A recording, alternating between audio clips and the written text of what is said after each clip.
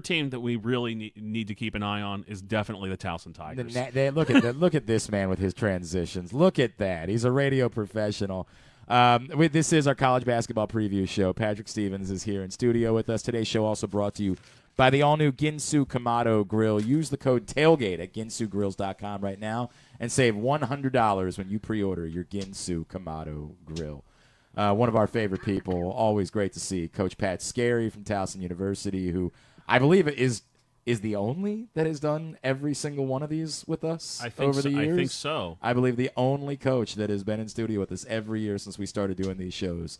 Pat Skerry, it's so great to see you again, sir. Thank you for coming in and hanging out with us. It's great to be here. I don't know if that's a blessing or a curse. No. Is the commute a little bit better for you? Yeah, now? right. It's a great setup over here. Yeah, it's not bad. Not bad. Right in your backyard. Coach, look, let me start here. You obviously had one of the best seasons in Towson basketball history a year ago, but clearly ended with disappointment, right?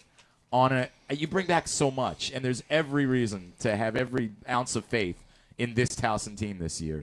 But do you have to handle the emotional, the mental side of experiencing disappointment? Do you have to see your kids do something to understand that they've been able to move past that and know that they're focus driven and they are head back down to go maybe with the unfinished business this season?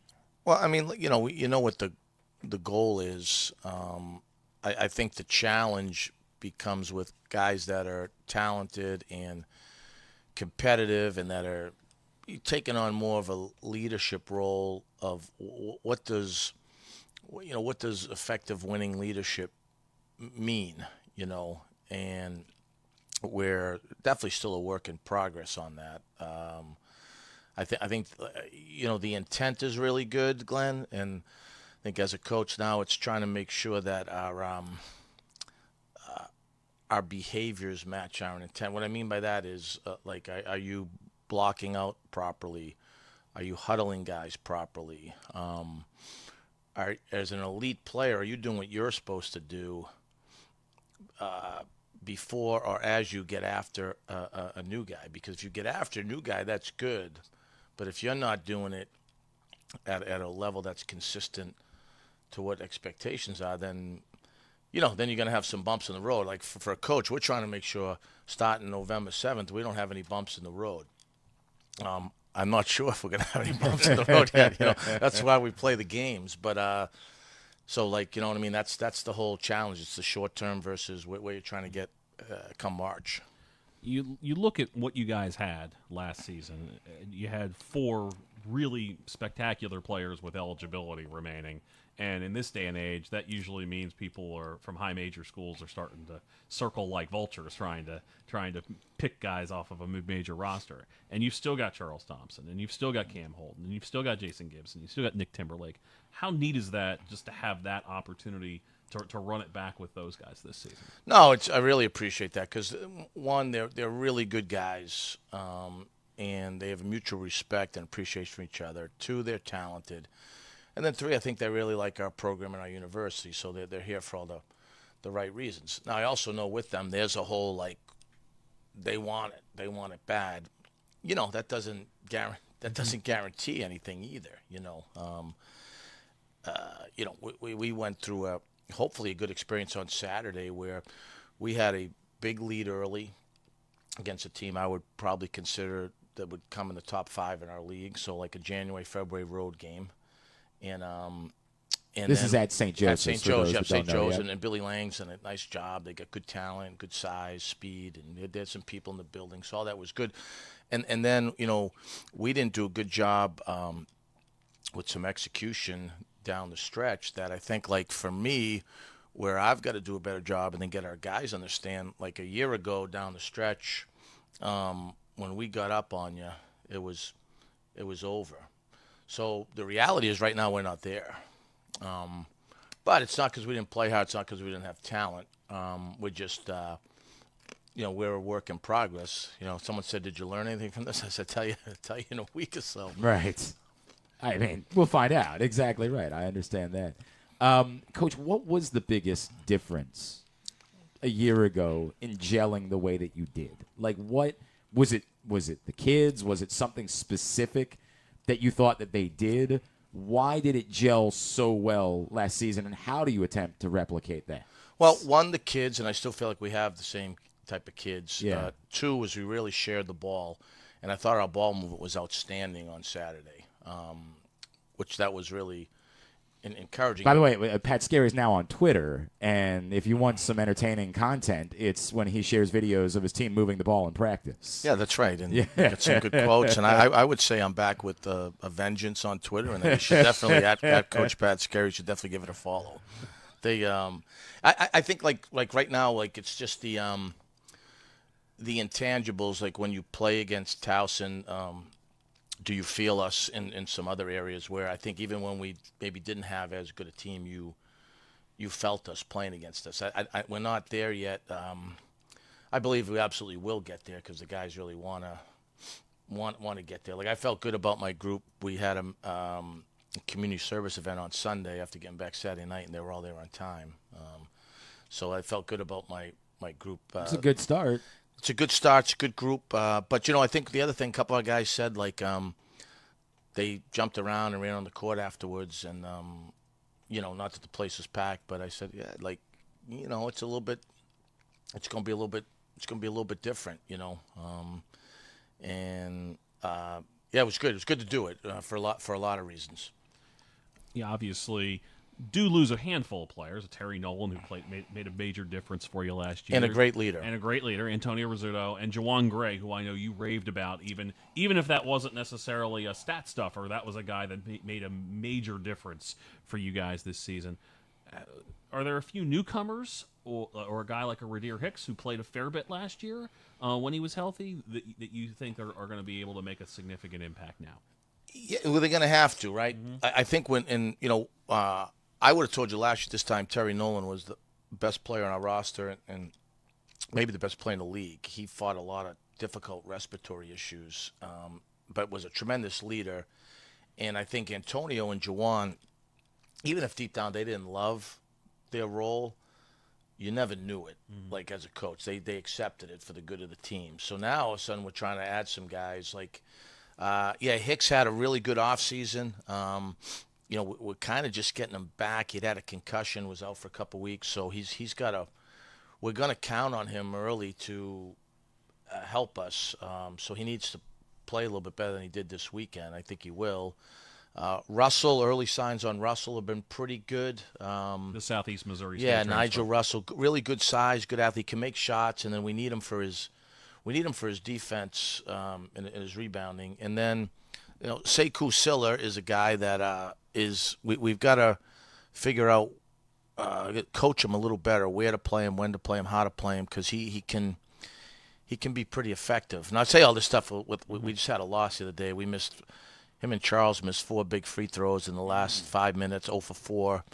Russell missed 2 layups that I think he's going to make 9 out of 10, and we had a shot to win the game. So, those are things that sting you, but hopefully you learn from it. So those guys right now would be, 5, 6, 7. We're going to play another big kid at some point. We went with Chris Bieko the other day. Chase Parr's been battling some injuries. Thought Chris did a good job. He's had a good offseason. And I do believe in our freshmen. I didn't play Ryan Conway a ton the other day, mostly because of in the second half we let some things slip, and I was more, in my mind, not against our new guys, more like to our older guys. Oh, you want to be the top dog, then go figure it out. And we didn't. So I think I do feel like Ryan's got a chance, for a guy that hasn't played in 2 years. There's certainly anxiety and nerves the first time he put on a uniform that his trajectory will go upwards. And there's still space. I hate this, it's hard to play them all, but we like May and we like Coleman's really changed his body, and we got to figure out what we're doing with Williamson because we think he's maybe our best one-on-one guy. So we don't have that figured out, guys. I think the challenging thing when you have high expectations, and we do, not that other teams don't, is we don't have a schedule where we're going to play any non-ones. We're not buying games. So you can't say, like, you're going to get your minutes here. Well, I'd love to be Kevin Willard for a lot of reasons, right? But what he's gonna have some. They're gonna have some meetings and say, hey, let's make sure we get this guy. Like, we don't have any of those, and I'm okay with that because we have really good opportunities early on to get signature wins or find out, we better get this fixed before the CAA rolls around. Oh, it is. It is a difficult schedule. UMass, obviously, in there. Crypto Greensboro, going to Penn. There's a lot of, it's not cupcakes. Yeah, and the other thing there too is, you go 25-9 last year. It's a song as old as time. Who's signing up to play you guys this season? Yeah, it's tough to do, and I'm our last, no problem saying we had 3 games left to schedule late. Unfortunately, we've lost some local series. But everyone's got different needs for scheduling. So I've done here long. I'm past saying, why doesn't this team play? Everyone's got different needs. But our last 3 games, we took a game at Northern Iowa over exams in Chicago. That's no picnic. At Bryant, who's NCAA tournament team, and a home with UMass, who's got a Final Four coach. So, that's what we felt. Who's the maniac making this schedule? Yeah, we got to deal but I will say this, and I went to our older guys and said, hey, you want to try that? We don't have a lot of home games. You want to play a couple non-ones? And they were like, absolutely not. We'd love to play anyone. And we tried to get home games. So like I said, we don't buy any, and we had a hard time getting anyone to come here. So I'm okay with that. At the end of the day, I think Pat studied us a lot over the years too. We normally play really well come conference time. That's why over the last decade we've got the best winning percentage in the CAA and conference games. But this is it does feel different. We got some stuff early that I hope we're playing our best early. I know that we better play our best. We better play our best late. He is, of course, Pat Skerry, head coach at Towson. He's in studio with us on our college basketball preview, and I'll just dovetail off of that, right? Like, what do you do during the season? You guys were doing everything well. Like, everything was clicking. You couldn't do anything wrong. It was, unfortunately, a lot of us were already playing in the celebration parties, right? Like, we were already getting ready together for the NCAA Tournament watch show. How do you use the season to be better prepared for the CAA tournament? Well, yeah, I mean, I'm not going to feel any different if we're fortunate enough to win another league championship. We're certainly going to embrace that and celebrate that because it's not easy to do, and we've been close a couple of times, and we had none of them before that, So, and then I hope we play really good down in D.C. I think as a coach, there's a former NBA coach that's helped me out a couple of times this summer, and he talked about, I think there's reasons why we didn't beat Delaware, right? They're good. We just beat them a week earlier. A really good player for us gets hurt. I think the excuse is that I didn't have enough guys ready to go when their number was called on that night. So that's what you're trying to demand. We got some guys that we believe in. I think this is the healthiest our roster potentially has been from top to bottom since I've been here. But you can't get everyone in every night. But their number could get called. How do you keep them ready, right? That's where I think coaching, we've got to do a good job with that. Just because I don't know we found out Bino was listening earlier. You brought up Terry Nolan earlier. I just want to echo what you said. One of the best human beings that I've seen come through this area. And I know I told you that a bunch of times, but even after the season was over, he asked if he could chip in and make a donation for the Helping Up mission for a thing we were doing charity-wise. That's the type of human being Terry Nolan is, and he will be missed, but I know you've got other really good kids, and we got to know a bunch of them during the season last year. It's really an incredible group of young men you put together. It's been fun. I think a couple of years ago, we've had other good teams. I just appreciate the type of guys we have, and I think a couple of years ago gave us a chance to maybe reassess some things and try to do it better. I can't say enough about Terry's over in Portugal. Yep. I believe he can play for a while. I hope it's never easy being away. It's easy for coaches and fans to tell everyone, "Oh yeah, go to Europe." Right. It's another thing, probably, especially as a young dad too, right? Yeah. But hopefully he, he's one of those guys, Glenn. There's certain guys they're going to be successful in whatever they choose to pursue. Yeah, he's special in that way. And I know Ryan Conway's a local kid. You brought him up earlier, and he's a great kid. Yeah, he's going to be a really good player because of how hard he works and the type of kid he is. He's a lot more competitive than I thought. I think like anything, there is an adjustment going from high school to college. I think sometimes there's even further adjustment if you haven't played a game in 2 years. So I think that's I think he gets that based on the way he works every day, and I believe he'll make a factor for us. We saw, especially early last season, before he had to become a masked man, Cam Holden really kind of involved in a fair bit of ball handling for a guy his size, almost a point forward type. How neat is it to have a player like that, and do you think that's something that we could see out of you guys, him handling the ball a fair bit for you? You'll see it a lot. Okay. Yep, a lot. And we've got a package with him as our point, and we're gonna, because of, I think we got to get Siller on the floor, and we don't want to take Thompson off either, and we don't want to take Holden off. So I think because we can surround those guys with really good shooting, that we have to. I mean, Cam is, I'm not going to tell you he's quite Jarrell Benjamin. Those are sacred words. But he's incredibly versatile when it comes to that. He enjoys passing, much like Jarrell did. That's his favorite thing about basketball. And I would say him and Jarrell are by far the most intelligent guys I've ever had, like when they studied film and come in with some ideas. So he's I'm certainly glad he's back. Is it, it's been sort of a committee approach, right? Scoring wise, like it's been, you and I talked a lot last season, like any night it could be somebody's night, right? And your team did a great job of identifying, hey, it's their night. Like, I don't need to go get my own. Should we expect that it's going to continue that way this season? Yeah, I believe so. I think like I said, one thing I really like about these guys is they all came back knowing that it's not going to be one guy getting 30 and everyone else standing around. So that says they have a mutual respect for each other. I think for us, it's like two things. Like right now you got 4 guys that you leaned on heavily. 2 played well for us the other day. 2 played nowhere near up to their standards. Okay. And we lost a 50-50 game. I would tell you today it's 2 things. One, if 3 out of 4 play really well, we're probably in good shape.